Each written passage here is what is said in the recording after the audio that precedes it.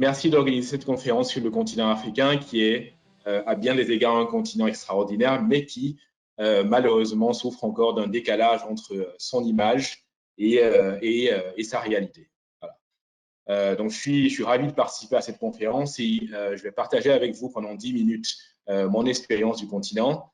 Vous m'avez présenté comme expert, mais là-dessus, je suis très modeste parce que, croyez-moi, j'en apprends tous les jours sur le continent. Mais je partagerai avec vous ce que j'ai vu et entendu ces 10 dernières années sur le continent. Et enfin, je partagerai avec vous également quelques conseils, bonnes pratiques que j'ai observées. Alors, tout d'abord, pourquoi l'Afrique doit être considérée comme un marché absolument prioritaire pour vous, mais c'est vrai, à mon avis, pour tous les secteurs d'activité. Pour moi, il y a 4 raisons importantes. La première, c'est la population, et plus précisément la dynamique de population. Donc, on a un continent qui a aujourd'hui 1,2 milliard d'habitants, population qui est appelée à doubler dans les 30 ans qui viennent pour se porter à 2,5 milliards d'habitants et probablement à quadrupler d'ici à la fin du siècle. Alors, quand on donne des chiffres comme ça, on a du mal à appréhender ce que ça signifie concrètement, mais il faut imaginer en une génération, dans les 30 ans qui viennent, un doublement des besoins et de la demande en biens de consommation, un doublement des besoins en route, en port, en logement. C'est un choc de demande qui finalement va irriguer tous les secteurs d'activité. Et nulle part ailleurs dans le monde, on va observer un tel choc de demande.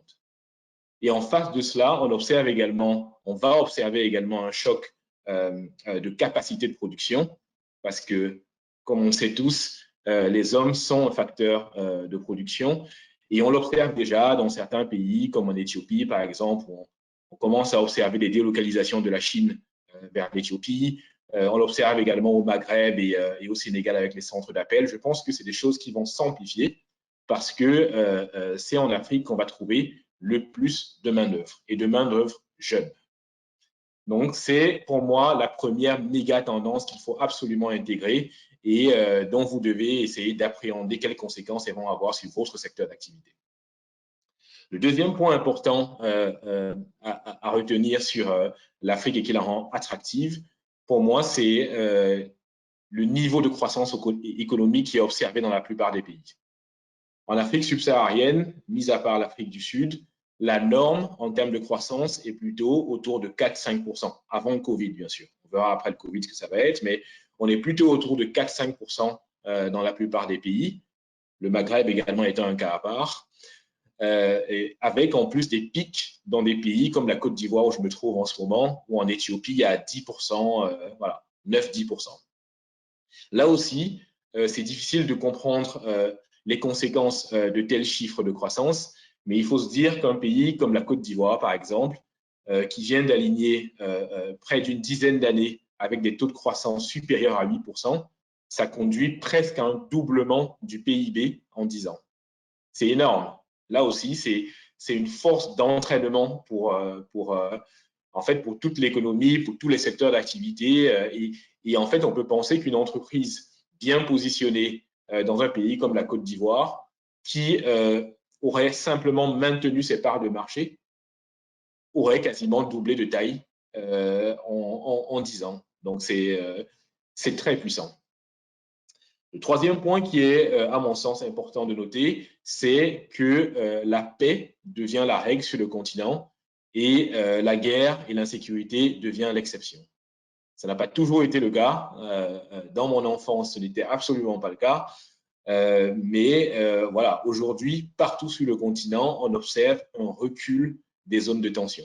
Alors, bien sûr, il y a des endroits compliqués. On pense bien sûr au Sahel, avec tous les pays qui sont autour, Nigeria, Burkina Faso, Mali, Tchad, Cameroun, Niger. On pense aussi peut-être à l'Éthiopie récemment avec un début de guerre civile, à la Centrafrique, la Libye bien sûr. Mais ce qu'il faut comprendre, c'est que ceci, encore une fois, est une exception. On parle de 5, 7, 8 pays africains qui sont vraiment impactés par ce que je viens de décrire sur 54 pays. Donc, bien sûr, quand on regarde et on écoute les informations, on a ce prisme déformant parce qu'on est évidemment abreuvé d'informations négatives, mais il faut savoir faire la part des choses. Aujourd'hui, la plupart des pays africains viennent de connaître voilà, plusieurs années de suite de paye. Ça, c'est très important pour le business parce que ça signifie que vous pouvez vous projeter sur le long terme, engager des projets importants et des dépenses importantes sur le continent. Le quatrième et dernier point qui pour moi est important et qui rend le continent très attractif, c'est sa capacité à adopter tout ce qui est nouvelles technologies, nouveaux concepts, nouvelles idées. Parce que l'Afrique, dans son malheur, dans son sous-développement, finalement, a un avantage, c'est qu'elle ne dispose pas d'infrastructures historiques. Alors, on a vu l'exemple de la téléphonie mobile, par exemple, qui, en fait, finalement, est arrivé dans un territoire où la téléphonie fixe n'existait quasiment pas, où les cartes bancaires n'existaient quasiment pas, où la plupart des gens n'étaient pas bancarisés. Et donc, ils ont occupé tout le terrain. Et aujourd'hui, l'Afrique est beaucoup plus avancée que tous les pays, enfin, que tous les continents au monde en matière de mobile money, enfin de finances qui s'appuient sur le mobile. Et je pense qu'on va observer de tels sauts leapfrog, comme ils disent les anglo-saxons, dans d'autres industries. Je vois par exemple dans tout ce qui est électricité, ce qui est en train de se passer avec les énergies renouvelables, avec les centrales électriques délocalisées. Je pense que dans beaucoup de pays, en fait, on n'aura jamais des grilles électriques centralisées comme on l'a ailleurs dans le monde et qu'on va passer directement à des petites unités qui vont électrifier des pans entiers de plusieurs pays. Donc, c'est très important également quand vous approchez le continent africain de vous demander quelle technologie, quelle idée, quel concept va en fait disrupter votre secteur parce qu'il y a de grandes chances que cela arrive.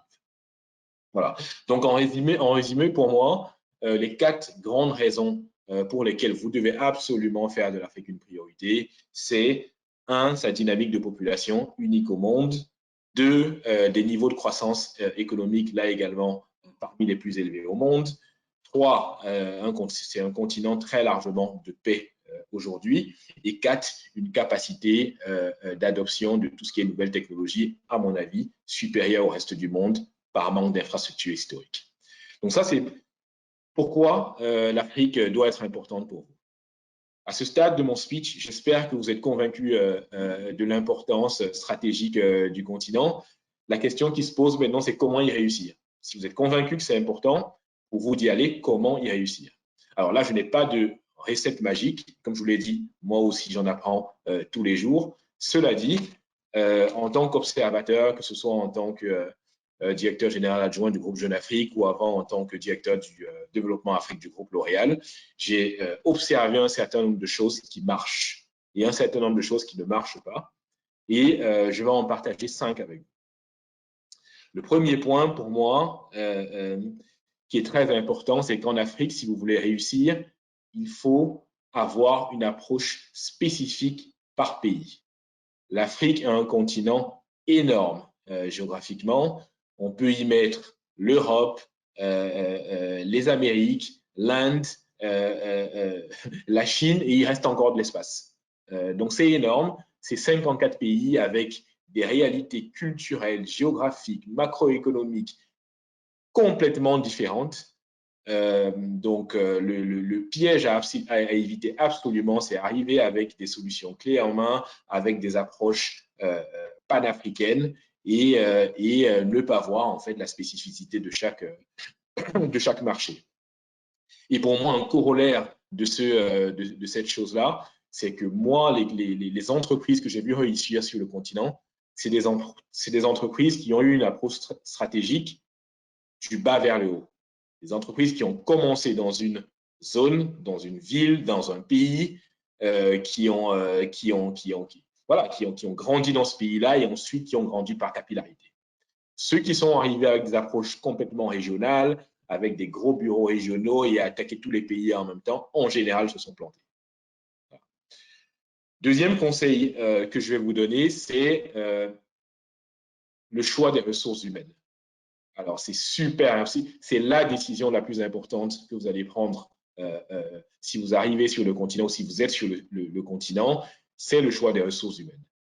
Et malheureusement, historiquement, beaucoup d'erreurs ont été commises par des entreprises internationales en Afrique, où bien souvent l'Afrique a été vue comme une voie de garage, où finalement on mettait la personne qu'on ne savait pas où placer ailleurs dans le groupe.